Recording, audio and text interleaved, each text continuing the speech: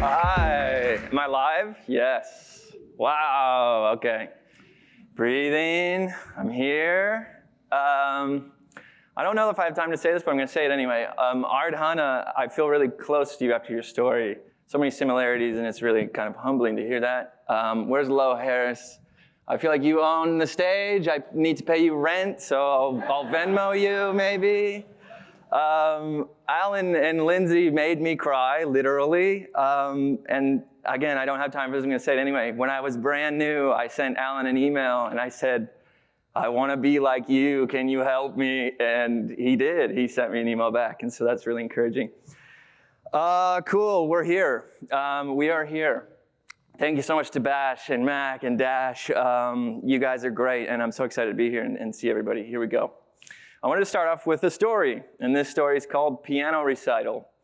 My sweet mother and my grandmother are talented pianists, and they wanted to pass that on to me and my siblings, which meant practicing begrudgingly every day, and then, yearly showing up and kind of performing in front of everybody. So Mac, if you can roll my piano out here. No, I'm kidding. I'm not doing that.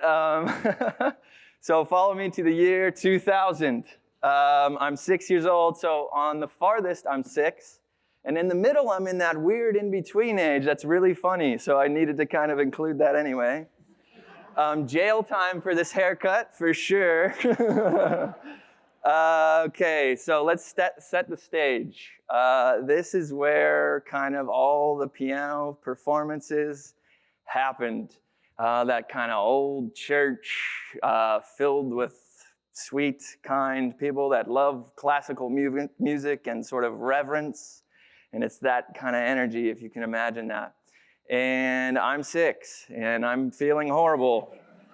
I hate it. I don't want to do it. My mom's dressed up. She's got the matching earrings and the skirt. It's a whole thing. It's a big, big deal.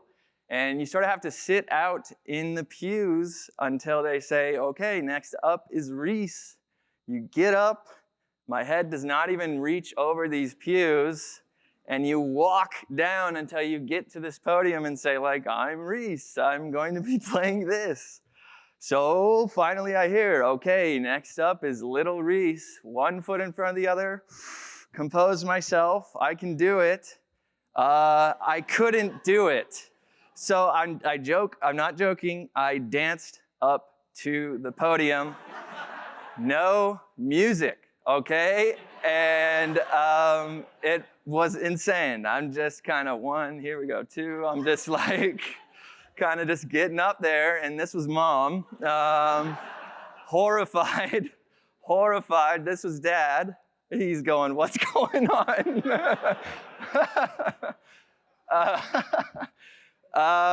And the funny part, I think, and why I'm kind of talking about this is because I don't remember how well I played piano. I don't think anybody remembered me playing any notes of piano. But we'll never forget kind of me being me. It's a very Reece story. My mom just remembers it. We laugh about it. And there's like a bravery to little Reece in that moment being kind of aligned with himself. So that fits into what we're going to talk about here. So I'm Reece Parker. A creative person making art for cool people and businesses, blah, blah, blah. I'm uneducated. That's painfully true. I lack any in-house experience. That's also true. I work way too much. Ask my wife or don't. So I scratched that out. And I've been writing solo for the last 10 or so years. Mac has asked me multiple times why I wrote this about myself. This was my bio when I submitted it to kind of be here speaking in front of you. And my answer is I love what I do, but I hate writing about myself. My path was really unconventional, and I tend to see things a little bit differently because of that. So here's what we're talking about. Fast food to freelance, 10 years of lessons, thoughts, ups and downs, and big wins from a creative career that should not exist. This thing is full. It's stuffed full, kind of like Chipotle burritos when they used to be big. I don't feel like anyone can afford Chipotle anymore. Even Chipotle can't afford Chipotle anymore, but So we got to kind of move through this thing. Cool. Built this brain brick by brick. So talking about my path, before we get into what I've learned through the last 10 years of kind of being quote unquote successful, I want to talk about what helped me get there from such a weird angle. First brick was observation. This is me as a baby again. So this is another story. I didn't learn to talk till I was like way too old. My brother would lead me around. I would sit at the top of the stairs and just watch my parents and watch my brother. And I would learn that way. I was introverted, criminally shy. I did not make a lot of noise. I was a watcher and an observer. This tendency to observe quickly led to drawing. So, hated school, but I've said this story a lot, so you probably heard this, but I'd fail math tests a lot. I'd flip it around. I'd draw portraits of my teacher, and she would hang it up. Just stuff like that kind of defines my early years. I loved realism because, well, I loved realism within the context of no help. I liked the challenge of just looking at a photo and then recreating it as exact as I could without any mechanical tools or guides or grids or graphs. And so that's where I spent a lot of my time growing up. I quickly became known for little else. Here's me in high school, voted best artist or most likely to be an artist. At this time, I'll hold for applause. I'm just kidding. You know when you go to Disneyland and they've got that little art thing where they teach you how to animate, that's the studio, and they teach you how to draw Goofy and Donald Duck for 15 minutes. I started drawing the instructors that teach us how to draw. I wouldn't recommend. They hated it every time I did that. Next brick was expectation. As I got older and started to feel inside how much I loved being creative, I also started to feel an opposing pressure of, that's great, Reece, we love you, we want you to do what you love, but when you grow up, you got to grow out of this. You got to find something else. And so stay balanced and all of that. This is sort of how I realized growing up. The devil on my shoulder saying, when you get older, you got to pack it up and pack it in, and it's just for fun, and that's great. And the angel on my other shoulder saying, keep going, live in today, do what you feel like you need to do, and do the things that you love. It's going to work out. And I was just ever sort of balancing these things. And I remember it being a really, it was foundational in my identity and what I believed. It was very challenging. So the next brick is rebellion. Because of this deep foundational belief that I sort of carried with me, every time I drew a picture instead of studying, I was riding my skateboard instead of doing sports that you can check off on a list for extracurriculars, I was doing so in an act of rebellion and swimming upstream. So again, for me, growing up was terrible. I dreaded it. I dreaded getting older because it just felt like it was ripping myself from who I was. It got so bad, I started painting this narrative for my parents. I'll just live under a bridge when I'm older, so leave me alone. Of course, this made everything worse, and them worry about me more. And there's just sweet parents. But, you know, deeper underneath this was me committing to being creative. What I really wanted to say, even though I wasn't very tactful about it, was I'm going to do it no matter what. So, you know, you can get on board, or I can paint this horrible picture of a future so that at least wherever I land, you'll be okay. Fast forward to sort of post-high school life. I tried a lot of stuff. Maybe I'll be a pro skateboarder. This trick you're seeing up here, I broke my heel, so that kind of took me out of the running for that. I tried community college. I paid for it with my checks from Taco Bell. It didn't go well. I dropped out. I worked at a Costco print and sign shop where you see these signs. I printed them and vinyled them for years and years. I did concrete. I painted grip tape. You see Heath Ledger again. I tried a lot of stuff. I had no direction. And really deep down inside, knowing that every job I tried, I failed, I felt like I really had a hard time aligning with who I was. Why was this so hard for me? Why can I not just fall in line? And this created sort of a deep hate for myself, being very vulnerable. Next break is Kiera. I met her during this sort of shifting phase of life. Oh my gosh. Sorry. Just kind of a lost soul. I was disappointing. Damn. My sister teased me. She's like, "You're gonna cry." I was like, "No." Just a disappointment. It was just my identity at this time. I was labeled lazy, stupid, incapable constantly. She didn't see any of that. She loved.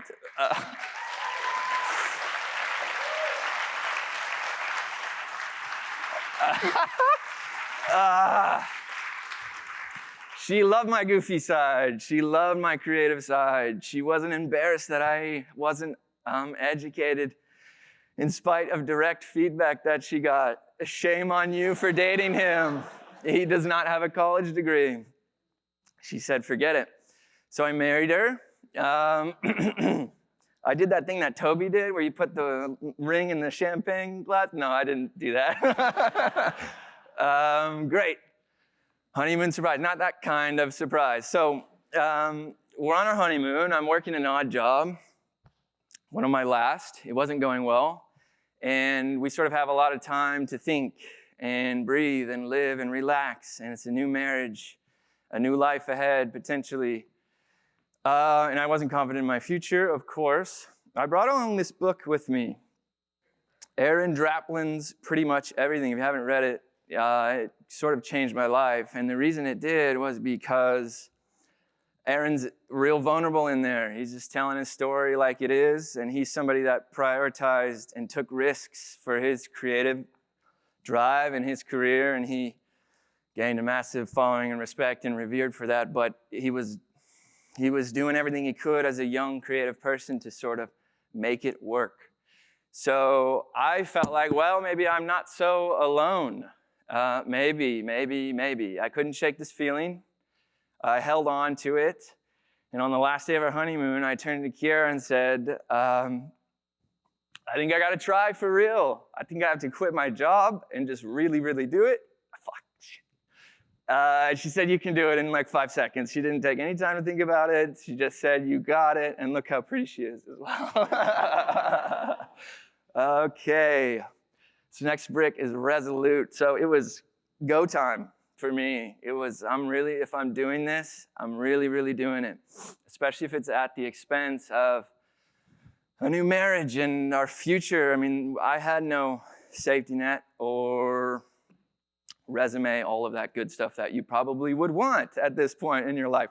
Next slide. Here was my new Bible. What is any of this? I don't know. I have no idea. I'm starting from the ground, and I learned everything on YouTube for free. I had $0. We lived in a chicken coop at the time. We were nicknamed the Coop Kids by my parents. We couldn't even afford that rent, but Kiera secretly saved up all year and got me my first computer. Like, I didn't know about it. She surprised me. It was crazy. We didn't have any money. It's just really, really sweet of her. And of course, she could have said, stop doing this, go get a job, like any normal person, but she was just abundantly supportive. So here we go. I was really, really doing it. And this slide means nothing to anybody but me, really. But the reason it matters to me is because when you change habits and patterns in your brain that are deeply carved out, it's very, very difficult. You have to intentionally sort of move away from, behavioral patterns. And for me, this meant, I remember the exact moment I got a text from my friend when I was starting to learn how to do this work and really focused on it. He said, come skate. I love skateboarding. We would skate for 5 hours every day for years and years. And I remember this specific, I said, I can't, I'm working. And I never did that before. So it was really, I held on to this as like starting to kind of carve my brain. The no portfolio. So a long time, I gave myself a year basically. After that, I couldn't stomach sort of not finding any footing and not making any money, of course. So 1 year was the goal. Countless emails, daily personal works, all this stuff you're seeing is like asking other designers, hey, can I borrow your work and just animate it for fun and for free? And I'm learning a lot doing it. And I did that for a long, long time. And this was sort of my scrappy first portfolio, or portions of it at least. Nothing but no's. It's tough. It was hard.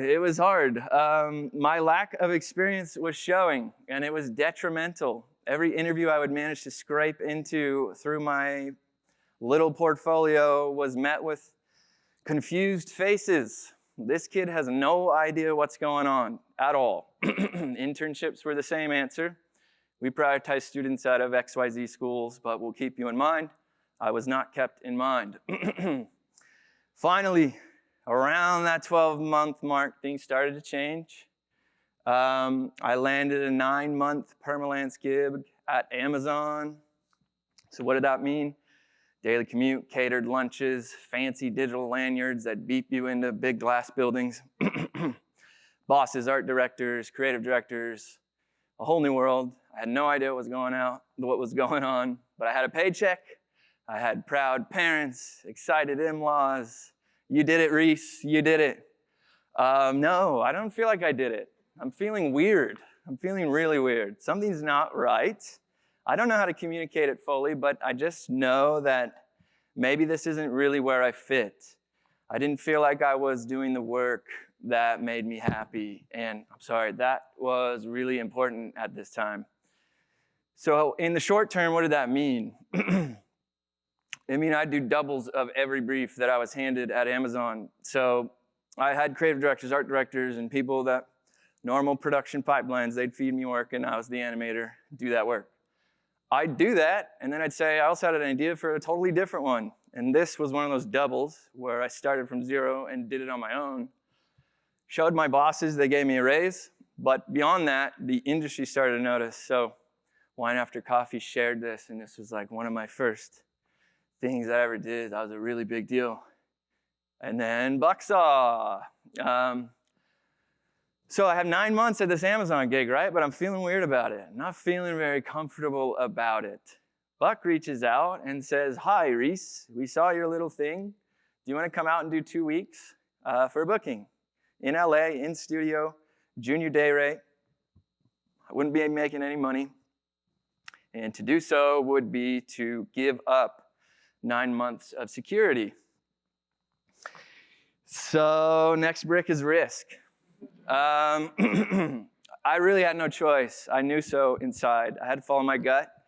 Money, of course, matters, but at this time in my career, it just didn't matter. I just wanted to be the artist I felt like I could be.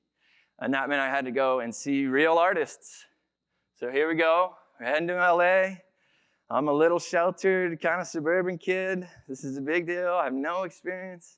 This is me trying to fit in.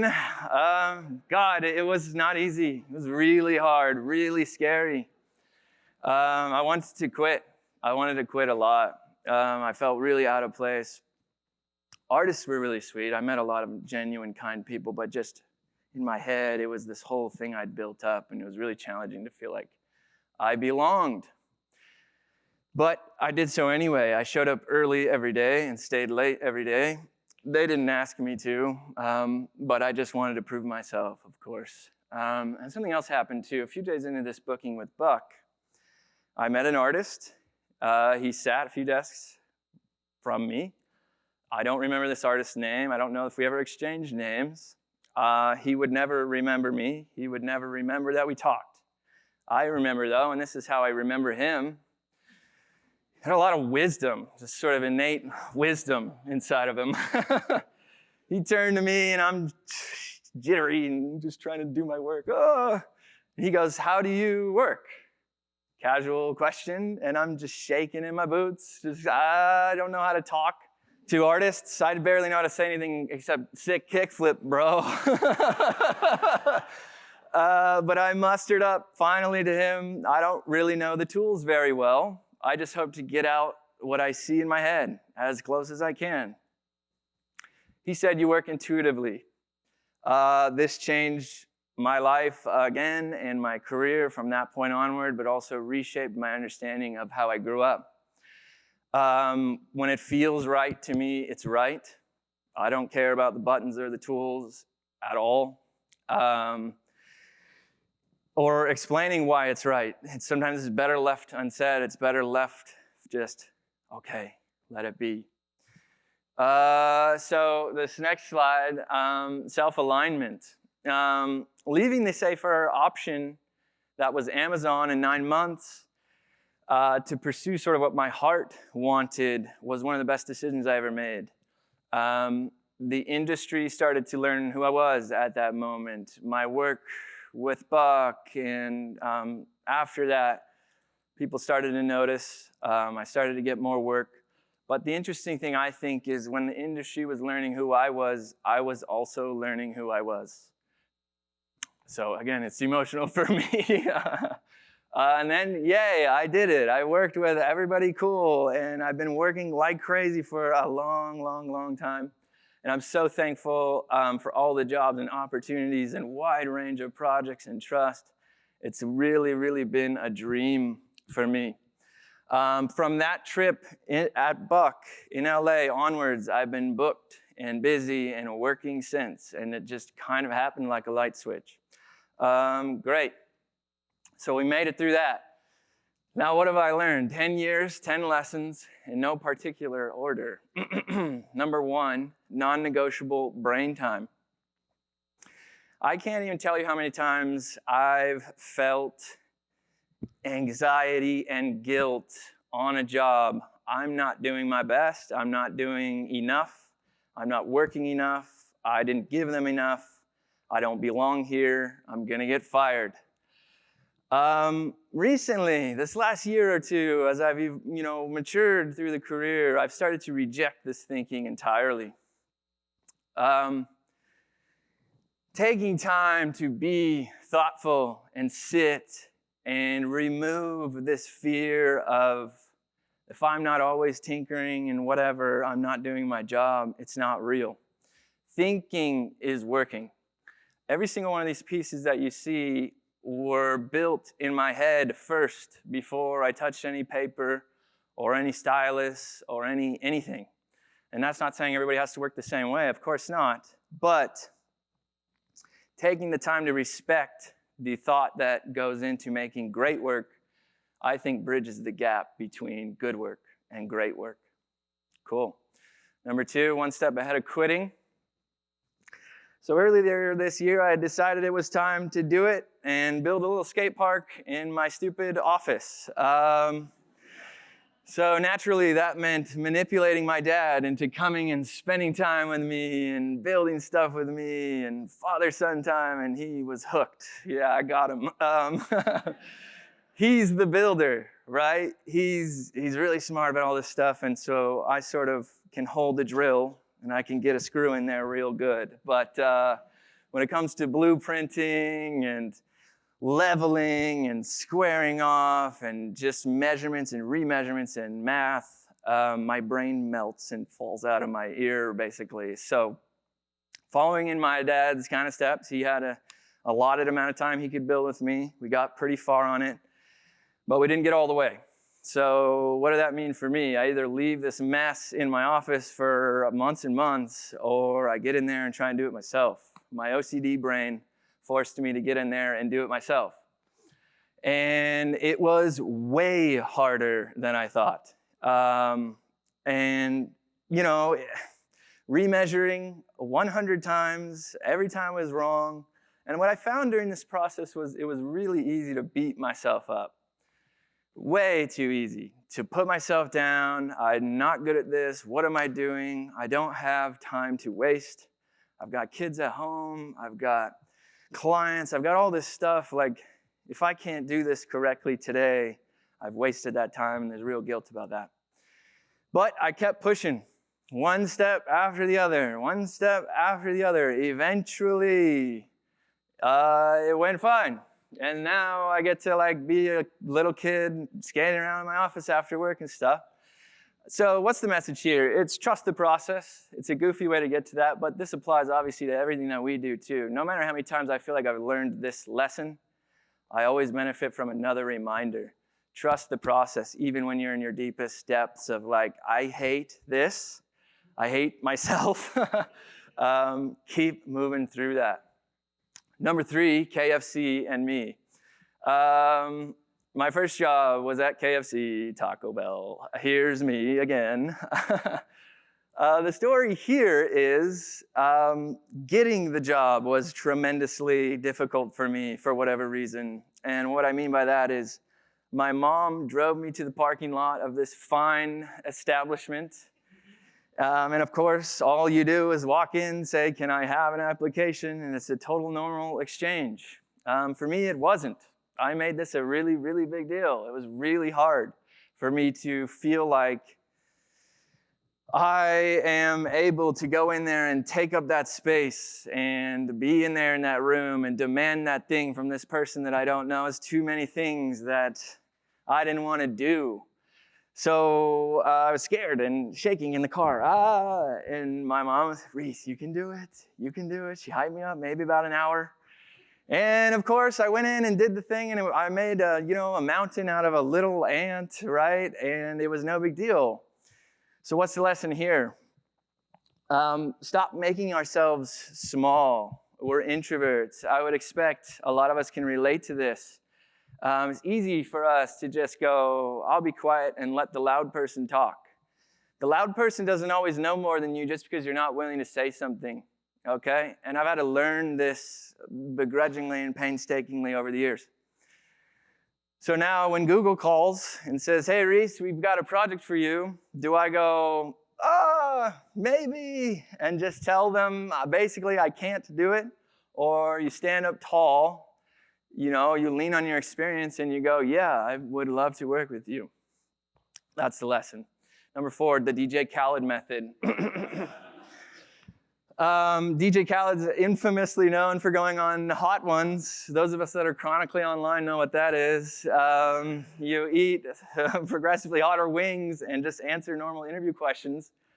Well, Mr. DJ Khaled quit on wing 2, which just isn't hot. And then he proceeded to convince the interviewer that he's never taken an L in his life, even though he just took an L on the show. So what can we learn from this attitude?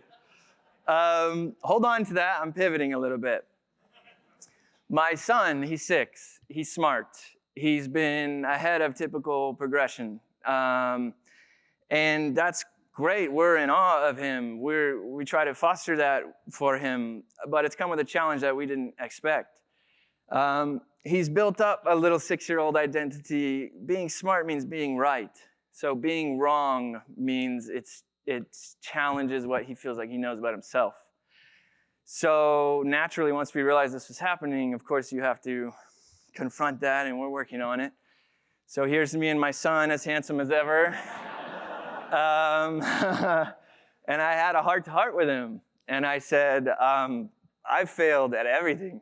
I was constantly wrong.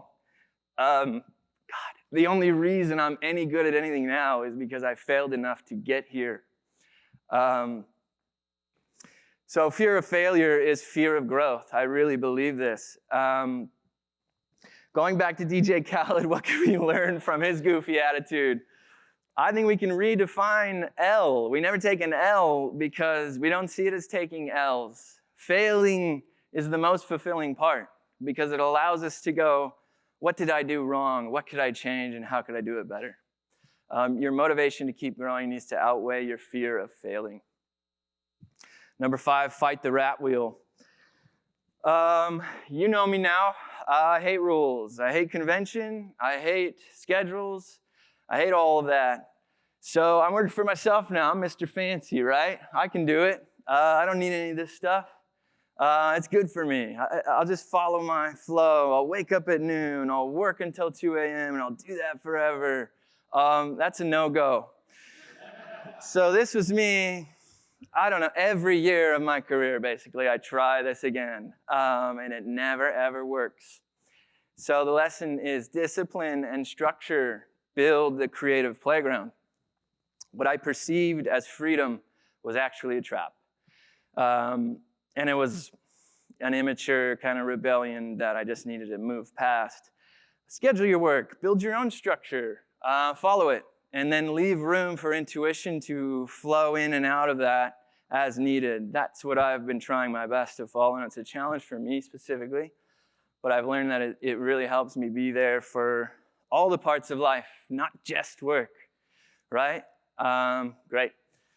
Number 6, never skip leg day.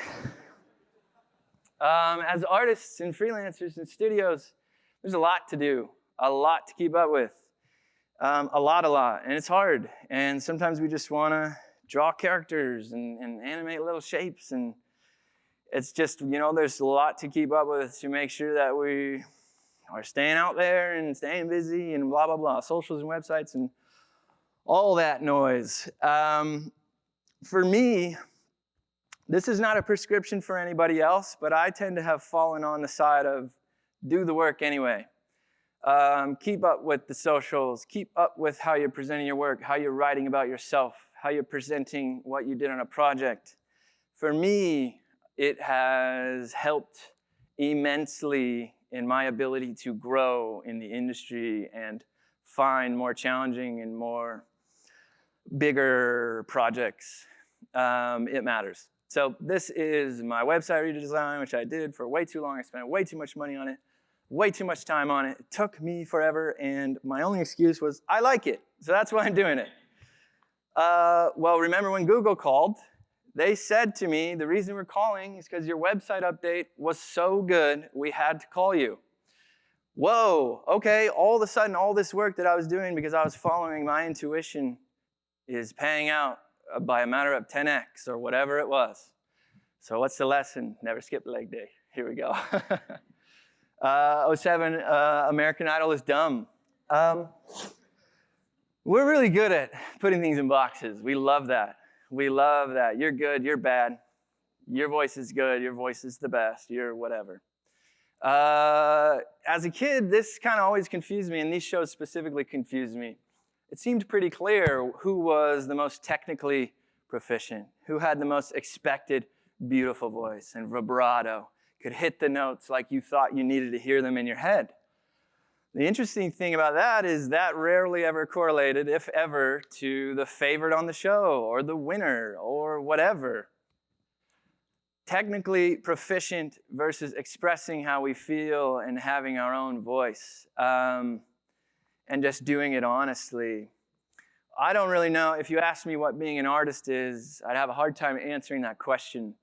But if you weighed it technical versus emotional and expressive, I'd fall much more on expressing how we feel and feeling empowered to do that no matter who we are and no matter our skill level in A or B software. This is how I've done all my jobs. I've ran into art directors and creative directors that said, well, it looks great, but you did it wrong. And I said, I don't care. Moving on. Cool, number 8, intestine constellations. We tend to often find patterns and symbols and meaning in things that we see around us. But what can we find if we look inside? So there's 2 schools of thought for me. First starts with comparison. Comparison draws parallels between you and others, specifically other artists, I would guess, leading to judgment and self-criticism.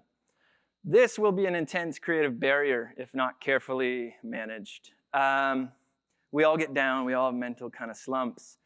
But I would caution to be very careful about how specifically you're comparing your work to somebody else's work. What you should be doing, or at least in my opinion, is practicing self-awareness. So what's the difference?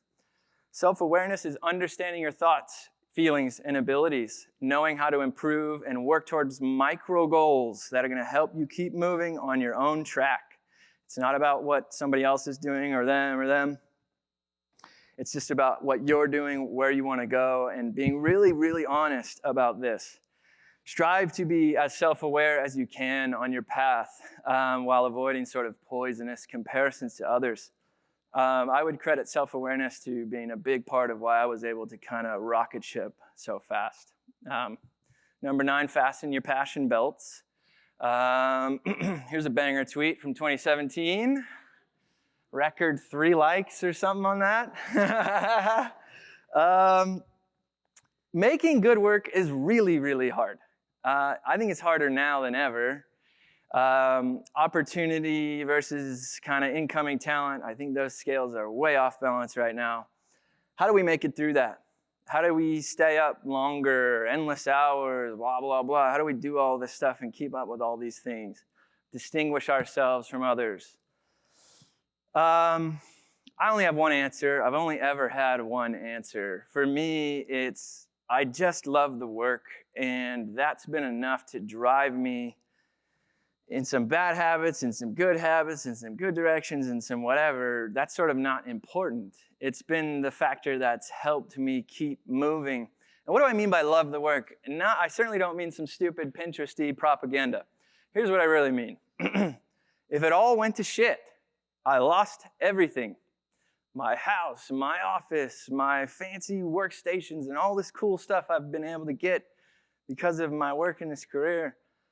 And I was working the graveyard shift at Walmart, no shame to Walmart employees, of course, it's totally fine. If I ended up back there, I'd still come home at night and make stuff like this because I love doing it, okay? So I had to really reshift my brain a bit early this year. We've all been facing weird times. The industry is strange right now.